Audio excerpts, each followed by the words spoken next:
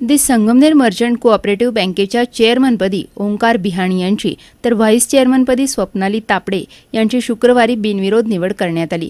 स्वर्गीय ओंकारनाथ मालपाणी यांनी स्थापन केलेल्या या बँकेची वाटचाल सातत्याने महत्त्वपूर्ण राहिली आहे।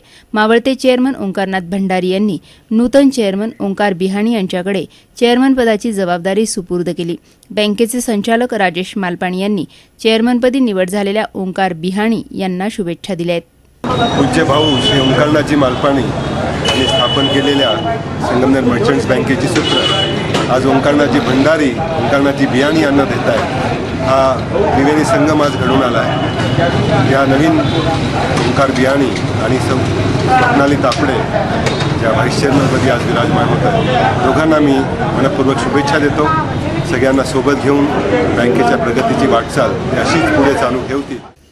संगमनेर मर्चंट कोऑपरेटिव्ह बँक ही शहरातील अग्रगण्य बँक म्हणून ओळखली जाते।